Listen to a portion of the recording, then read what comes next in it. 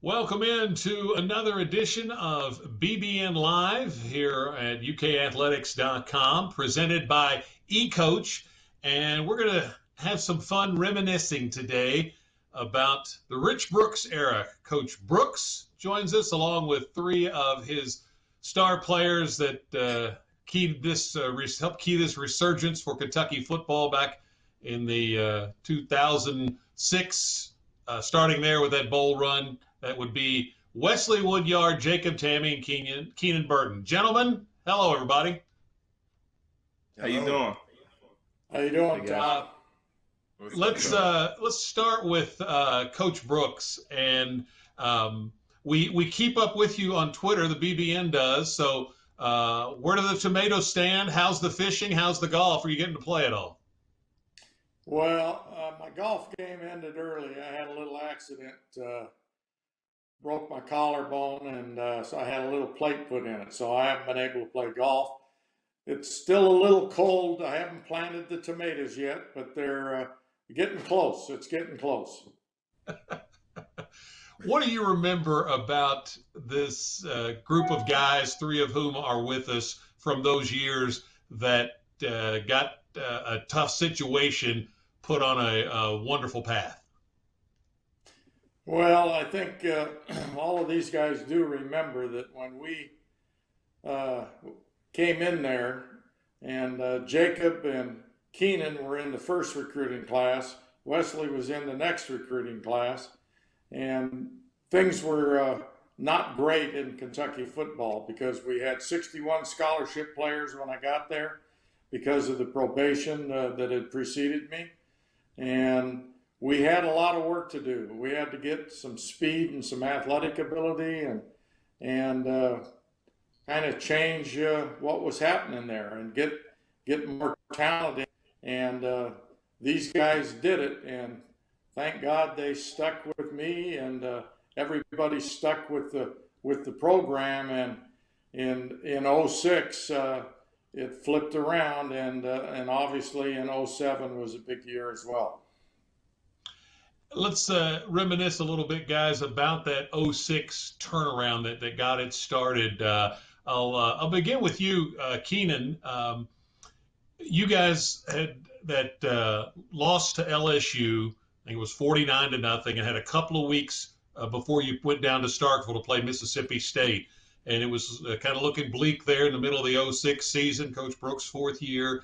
And you guys go down and win a game at State 34-31. If memory serves, you had a couple of touchdown catches. Dickie Lyons had just an incredible day with one of the greatest catches ever. Were you guys sensing that it was starting to get going?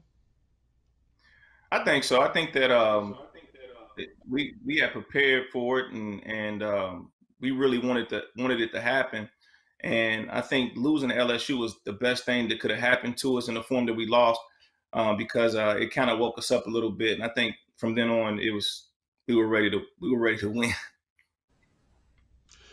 There were some great leaders on that team. You guys were three of them. Wesley, seems like I recall a story that came out later about Andre Woodson, your quarterback, stepping up in the locker room down there in Baton Rouge that night and delivering a message to the team. Can you recall that?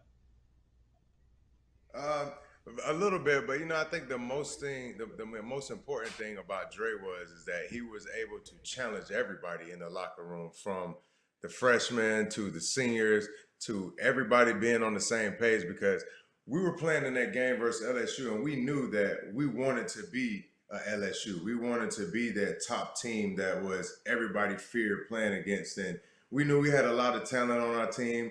We had, to me, we had the best receiver corps in the SEC with our tight ends and our receivers. And, on defense, we just weren't playing up to our potential. So, of course, it takes our quarterback to, be the forefront of that change and step up and get in front of everybody.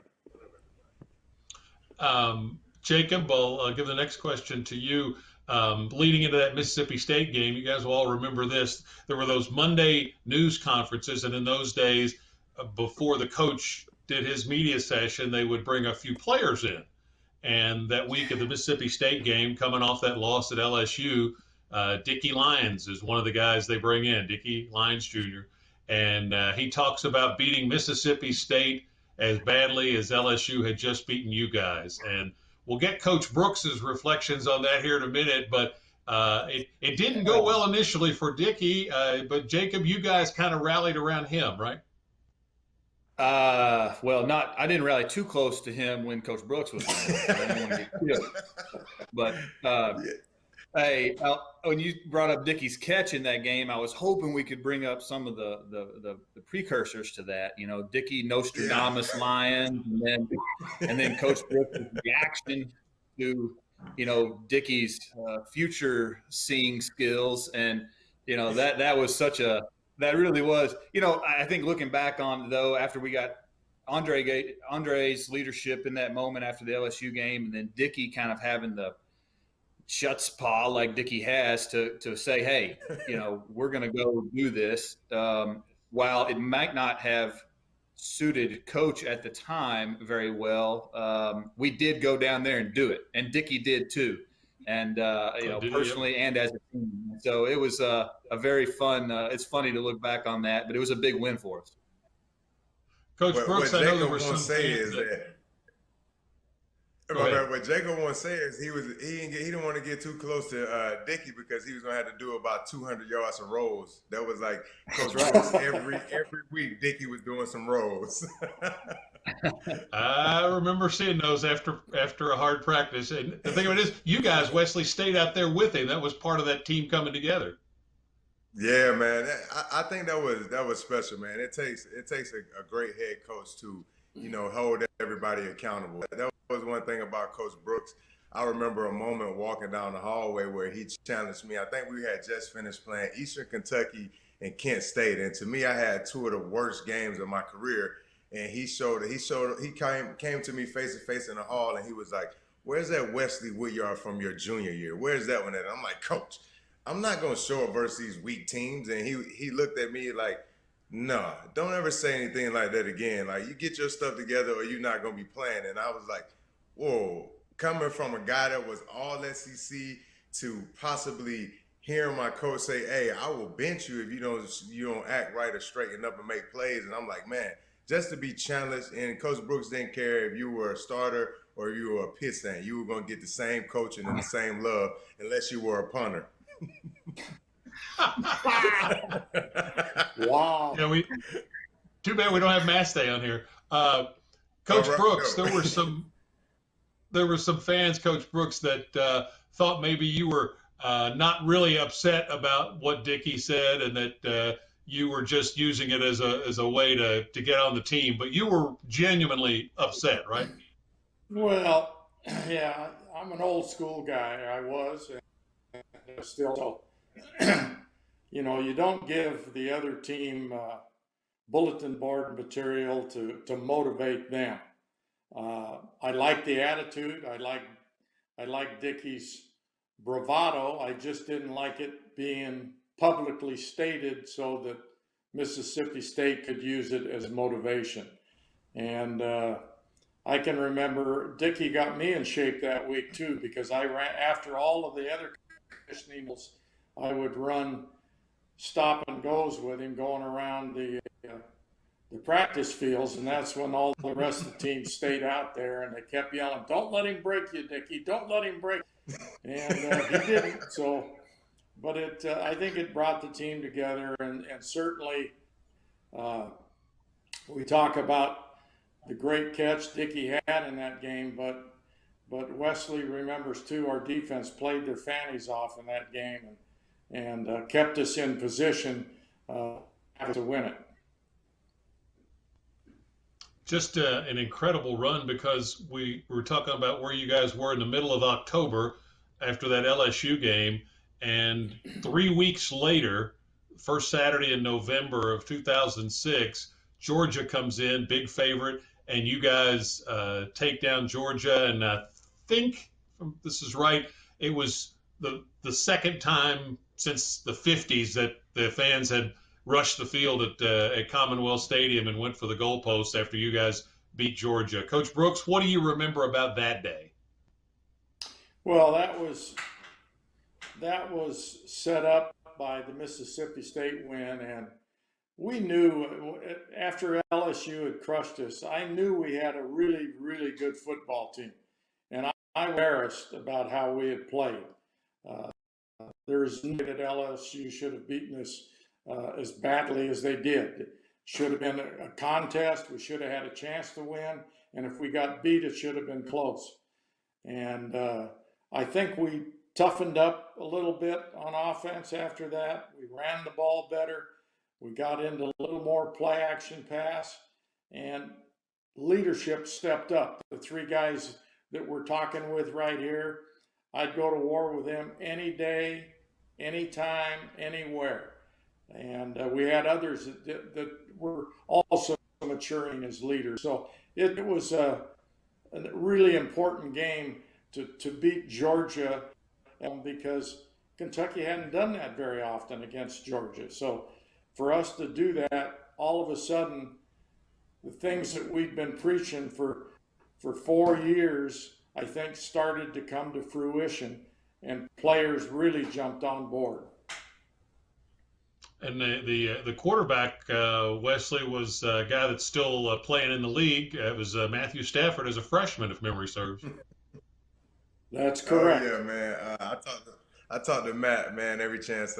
Whenever we cross paths, playing against each other, or we come in person, he's like, "Man, you hit me the hardest ever, man." So it was just the Bulldogs, man. They had a very talented team, and it was very special for me. I know me, myself, Trevor Lindley, Roger Williams, guys that was from Georgia. You know, that was kind of like our like big thing that we wanted to accomplish, beat Georgia. Of course, being from Georgia, you either want to go to Georgia or you want to beat them in some form or fashion. And that was just a great team victory for us, man. And it was something that really kept the ball rolling for us. Yeah, you mentioned Trevor. He picked off Stafford there on Georgia's last drive to seal the game. He made so many good big plays. He was just a guy that had a knack for doing that, Wesley. Oh yeah, man. Trevor, man. Me and Trevor, we actually came in the same recruiting class. He ended up being gray shirted, man. But I just knew Trevor had a lot of talent, man. He used to lock Keenan up all the time in practice. Ain't that right, Beans? No, negative. Let me shift over. Go ahead. Go ahead. I was just gonna say Trevor was one of the best corners that I've ever faced. Ever. He could play. Trevor could freaking play, man. Yeah. Keenan, let me get you and Jacob to give me a take. We'll start with you, Keenan, on this next one. You guys win that day, and you go on to get the bid to the Music City Bowl. You're going to play Clemson. And when you guys roll up to the stadium for the catwalk to arrive at the stadium there in Nashville, if I want to say that there were fans lined up essentially about 100 yards long, right, Keenan? Absolutely, man. And it was crazy. We had never seen anything like it. And it just goes to show how amazing our fans are. And I think, you know, them being there to support us really, it gave us that extra added motivation to go out and win the game. And man, I was super impressed with the turnout and what they did for us. Jacob, what about you? When the buses rolled up, what was going through your mind? You know, I just remember the whole back half of that year, especially after the LSU game, our fans, you know, I talking about storming the field after the Georgia game, like that to me was the moment where it was like all the work we had put in was starting to come to fruition, and you know, we were starting to really take those steps. And you know, I remember I was bawling on the field after that game, and I had a high school teammate of mine who was at UK at the time, and I remember talking to him after that game, and him saying, you know, why were you crying like that? Why were you, you know, did you not think you could beat him? And I told him, no, I was crying like that because I knew we could beat him, and we finally showed everybody else. And that was so special to me, and I think our fans jumped on board after that, you know, before that too, but certainly after that, and then the bowl game, you know, getting that win against Clemson and the fan turnout there, it kind of, you know, just a great segue into 07. Coach Brooks, as I recall coming into that season, and as we've talked earlier, you guys hadn't had much success to that point because of the circumstances that you walked into with the probation and the scholarship cuts.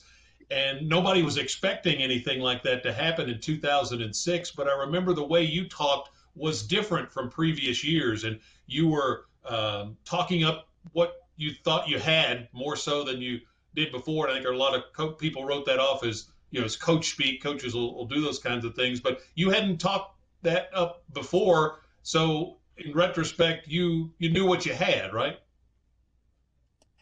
Well, yes, I knew I had a good football team. I had outstanding young men, good athletes, and I had leadership. And that's why the first part of the season was such a disappointment.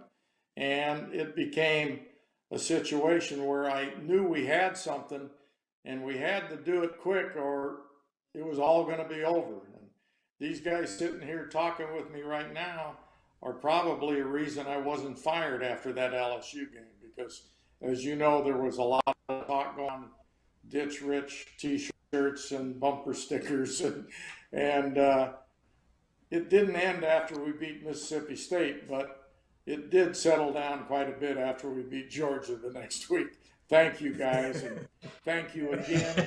It was a very, very special time, I think, in my life to see all of that come together and have it happen and have you guys go out in your last season or two and have the success that I wanted to have when we first came in. In that bowl game, Rich, against Clemson in 06, game's close there in the second quarter. You're down on your side of the 50, and you call for a fake punt, which, if I remember the story right, from up in the booth, you got some pushback. I don't know if it was pushback's the right thing, but just like, are you sure you want to do this? What do you remember about that call and then the 70-yard touchdown pass to Demario Ford that followed it? 4th and 7 on our own 26-yard line. A little over 2 minutes left to play. High percentage call. Huh? High percentage call. Yeah, and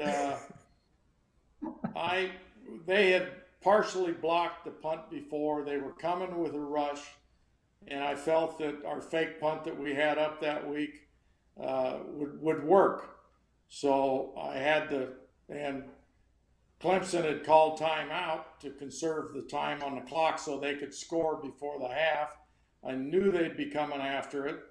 So I called for the fake punt, which was, in this game, a snap to Maste, fake the punt, throw the pass out in the left flat to the personal protector, Marcus McClinton, and away we go. Well, as Clemson called timeout and we're on the sideline discussing it with the punt team, and I'm in there coaching up the shuffle and tick out because I think they might be watching me.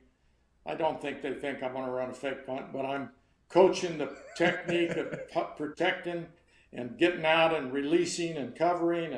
And the whole time, everybody upstairs, Joker and everybody was saying, Coach, I think we should punt. I think we should punt. I don't think this is a good idea. I say, we're going to run the fake punt. And a bad snap, Maste-footed punter over to his right, left-handed passer. And now he's got to handle the ball low on his shoestrings to the right, take a step forward, turn and throw a pass over to his left, and he throws it behind Marcus McClinton. Marcus reaches back right down by his knees and catches it and turns upfield and gains about 11 or 12 yards, gets the first down. And we go on the very next play from Andre to the slowest receiver we had on the field, 70-yard touchdown. You had, Coach Brooks, a great staff that helped turn that around in those days. But one of the guys that probably should mention in conjunction with talking about a play like that is you had a great special teams coach that you'd been friends with for a long time, Coach Ortmeyer. Steve Ortmeyer did a great job. We came up with that fake punt that week because of what Clemson was doing when they had the rush on. I knew that they only had one guy that could possibly cover Marcus, and Dickerson, our center, was supposed to snap and then go out and block him, but he made such a poor snap. He just stood there with his head between his legs and looked and didn't go out and block the guy. And Marcus had to shake him and miss the tackle and have to shake the tackle to get the first down. Can I just say, sometimes it's good. Go ahead. That was worth the price of admission to this for me to know that Coach Brooks was over there working on the shuffle technique to throw off the guys in the box upstairs for Clemson. All right. Hey, this is how you protect, guys. This is how you protect. Hey, remember, all right, I never do this ever any other time, but I'm just showing you, reminding you, this is how you protect for this punt. It's clearly not a fake. I love that double mind game action going there. And then we threw it to maybe the worst hands on the team, right, Wes? I mean, Marcus. A safety, maybe the worst hands on the team, makes a phenomenal catch, and then to our slowest receiver, Mario Ford, with a touchdown the next play. Listen, but once Marcus got the ball in his hands, it was over. Now, he played running back. Hey, once he got in his hands, he was game time. Athlete.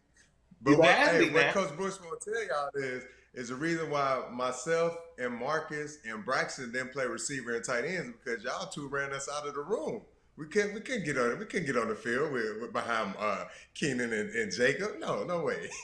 But we were once we got the ball. We couldn't get the ball. You couldn't get on the field because you couldn't catch.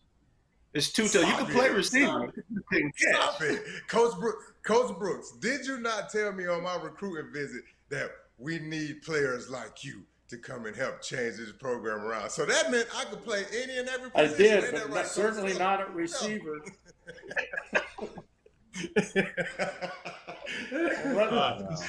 Keenan, you remember Demario Ford was in the slot, and he was in there for the blocking because we had been running this kind of the sweep over there, and we faked the running play, and Demario kind of checked down to block the safety and then ran by him, and I thought for sure they were going to catch him, but he made it all 70 yards. He was running a 4.4 at that time. So he was good.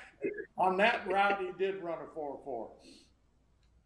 Hey, Keenan and Jacob and Wesley, let me get each of you guys to give me just a little take on this. Talk about your coach in terms of, he didn't miss a trick on anything. Jacob, we'll start with you. You were referencing what he was doing to throw off the Clemson guys that might be looking for some kind of clue from the coaching box. But I remember John Kropp, a longtime UK administrator in those days, told me, and John had coached for years on various staffs, and he said, Rich Brooks is the only guy I can ever remember that could go to every position group and coach up the technique in any position group, including the punters that he worked with. So Jacob, lead us off on your head coach. Well, the one thing we had with Coach Brooks, Coach had already been around the block, and to your point, he knew football, still does, but we needed somebody who understood the game, understood how to turn around a program, take it from 60 scholarships basically and go. And the beginning of that process was tough, but none of us, ever wavered in what we were trying to accomplish. And Coach, led the way on that. And I think just the fact that he had been around the block already and knew what we needed to do to get to where we wanted to go was the key. And there's some coaches are motivators, some coaches are X's and O guys, some coaches are just recruiters, or in a combination of those things. But Coach, knew the X's and O's, and he knew how to build. And we were lucky to have him for that stretch, and it was a ton of fun. Keenan, you're next. I honestly believe a lot of people think about Coach Brooks as like Jacob talked about, the X's and O's guys, but more so, the thing that impressed me the most about being able to coach the position, every position, was the mindset that he put in us. Like for me, he always got on me about catching the ball and falling. I mean, I would have some really good catches in practice. And I mean, he would yell at the top of his lungs at me. I mean, just come here, come here. And I would stand right next to him and he would yell at me, stay on your feet and run. And I think, when you think about it, it's not just about how good he was at the technical aspects of coaching, but it was more so about preparing you to be the best possible version of yourself as, as a receiver or as a linebacker, as a tight end or whatever. And I can't thank him enough, because he helped me extend my career because of I would say the philosophies that he taught me. You know what I mean? Not just how to do something, but the philosophies and the mindset that he gave me as a receiver. And I'm Wesley. I'm so. Yeah, you take Wesley, both those. You take both those aspects of what Jacob and Keenan were talking about, X's and O's, preparation, But one thing about Coach Brooks is, man, he always lived by this policy that, his door is always open. And I think that relationship that he had with his coaches transferred down to the players, because we were like a family around there. And that's what it takes to be a successful program, a winning program. So when Coach Brooks says his door is always open, that means that the doors are always open in the classroom throughout the building. And he would come in. He didn't really have to worry about the linebackers because we made all the plays. But but no, it was just his relationship that he had with each and every player was so different. He would interact with Keenan differently than he would with Jacob or with myself. And I think that's what it really takes to be a great head coach. Be able to not only just go into every position room and not try to control or strangle the life out of the room, but get your message across. Let your coaches that you hired coach, and move on. I'm gonna say what I need to say, get it done, get it corrected. If not, we'll have a problem, and I'll be back. But Coach Brooks didn't really have too much of that to worry about, because he put guys that he could trust in great position, and at the same time, we had guys that were great leaders like Keenan and Jacob, Tamme. Those guys weren't gonna let you get out of line at all. We go back to Coach Brooks. We need to get in. Got about 10 minutes left here. We need to spend some time on that memorable 07 season that 06 fed into with the success and the way you guys finished up. And Rich, it was almost a year to the day from that LSU loss that we started talking about to the #1 ranked LSU team coming into Kentucky's stadium on a Saturday afternoon, CBS game, and all the hype that goes along with that. A team that you guys had been beaten by decisively the year before. How confident were you going into that game, that rematch with LSU on that Saturday in October? You talking to me? I'm sorry. I thought you mentioned Keenan. I'm sorry. Yes, yeah, Coach Brooks, to you.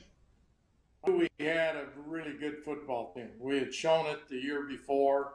We had lost a few players, but we also had some new ones emerging and some younger guys coming up in the ranks that were all pretty good. But we knew we had a shot at it. And we had proven earlier we should have been going into that game undefeated, but we lost a tough one with 2 fumbles that were picked up at South Carolina and run in for touchdowns. We'd have been undefeated at that point ourselves. And I really think that we were in a position, one, because LSU had beaten us 49-0. They probably came in a little fat-headed, and I think we were a much better team than we had ever showed to that point in the season. And I felt confident we had a great shot to win the game. Keenan, you grew up in Kentucky. Kentucky hadn't beaten the #1 team since the '64 at that point. I don't know if you guys were aware of something like that going into that game, but what do you remember about that day when you guys took down LSU in 3 overtimes? I just remember how loose everybody was.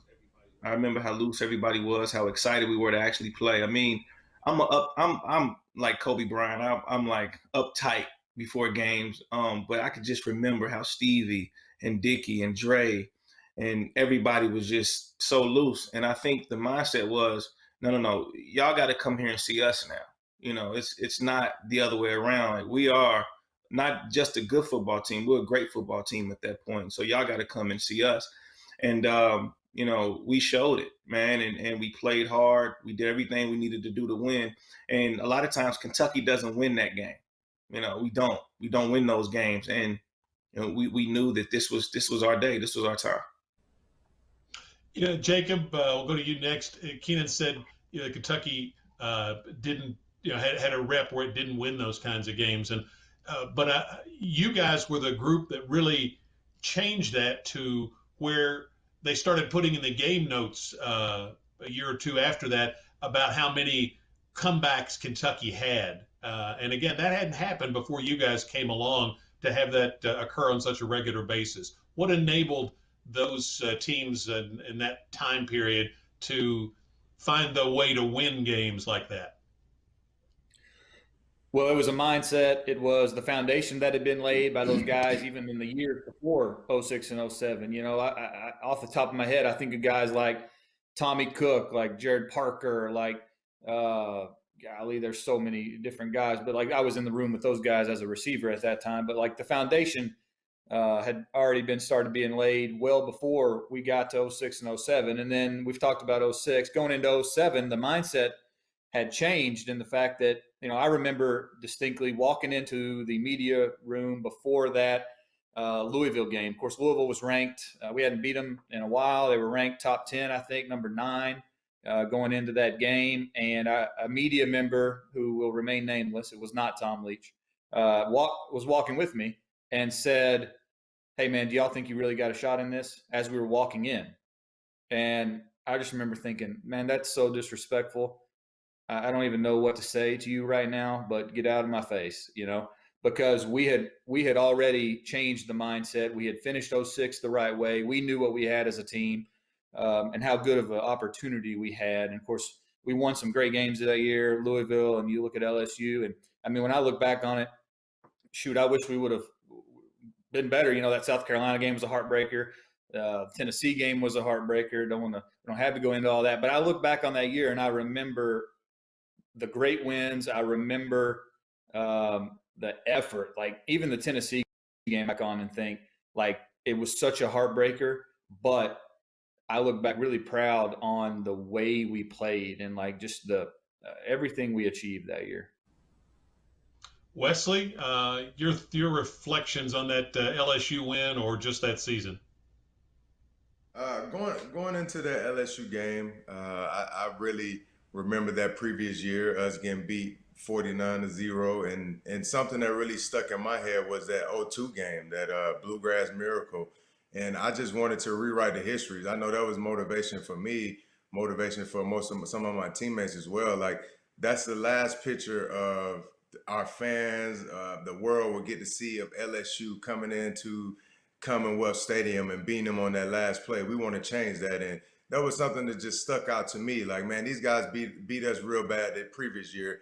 Let's go out here, let's do some things that nobody has ever done in the state of Kentucky, and that's beat the #1 football team at the University of Kentucky, I should say, and just go out there and dominate, man. And like Keenan said, we were loose. We knew that we let a game slip away in South Carolina, and honestly, most of the guys on the team really felt like we should have won the SEC that year had we not slipped up in a few games. And you know, we thought the sky was the limit. We didn't fear those guys, and I think that was a turnover for Kentucky, man. It wasn't about Kentucky showing up, playing a football game, trying to win. It was Kentucky is now a feared team to step on the football field with.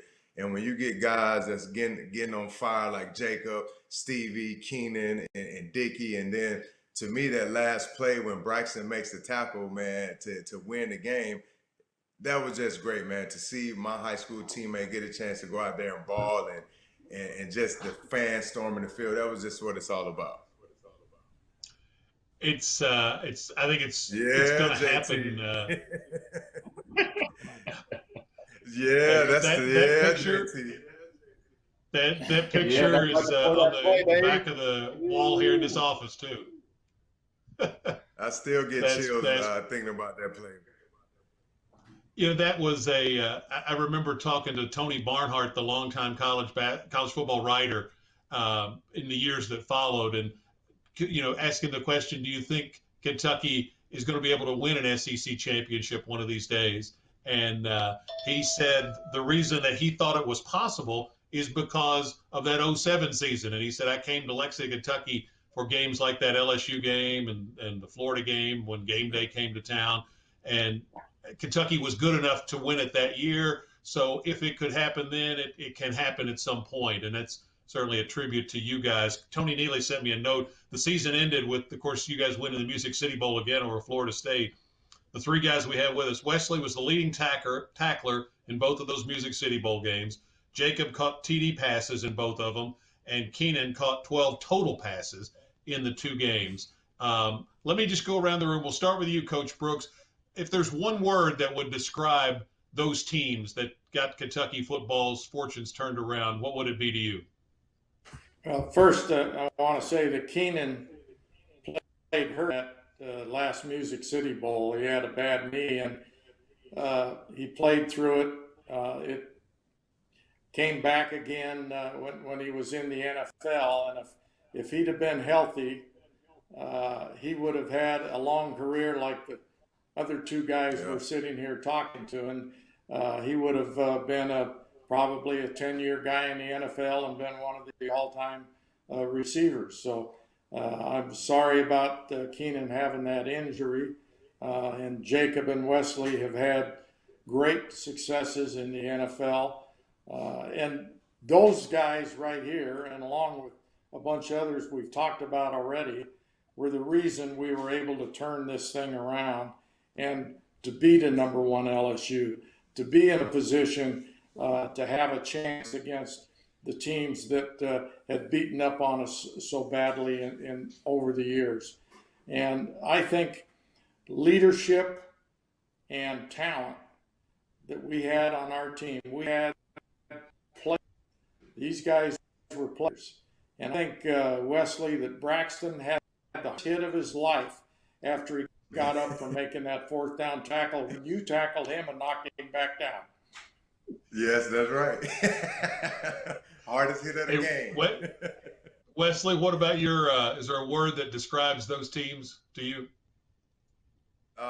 To me, determined. And I want to share stories about my fellow teammates on here. I remember when I first got to the campus of Kentucky, Keenan was the first guy who really brought me in to a brotherhood. And I always joke with him. I tell him he slapped some sense into me because I was trying to slap box with Keenan, and Keenan was from day one was trying to let me know I'm not ready. But I remember days of just training and working out and watching Keenan, be the first guy running across the field back, receivers 15, 16 seconds. And Keenan was the only guy who would be up there leading. So I'm like, man, if I want to be determined to make it to the NFL and be a leader, I need to be like Keenan. So I started working around Keenan, and me and Jacob were roommates.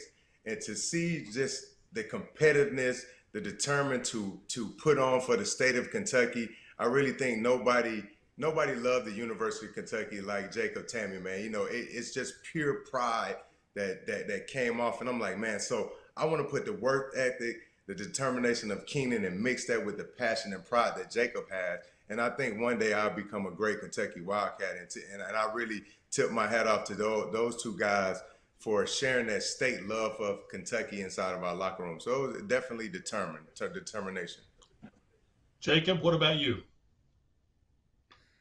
Well, man, I would say, first of all, just to follow up on something Wes said right there, it always mattered so much to me. And I always, I grew up loving this university. It's all that stuff's well documented, and it's all true.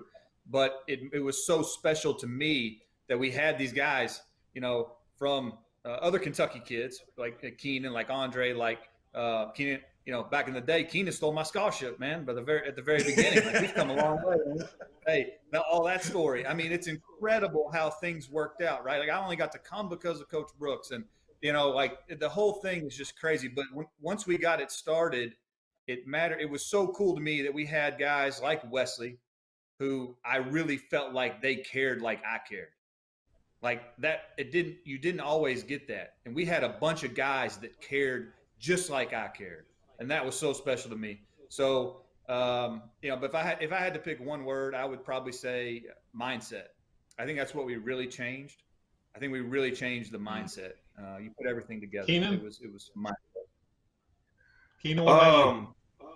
Man, well, first off, let me just say, Coach Brooks, one, man, you got us at 18 years old when we were young boys, and you turned us into men. And for that, I'm so grateful and appreciative of, man, because you taught us so much.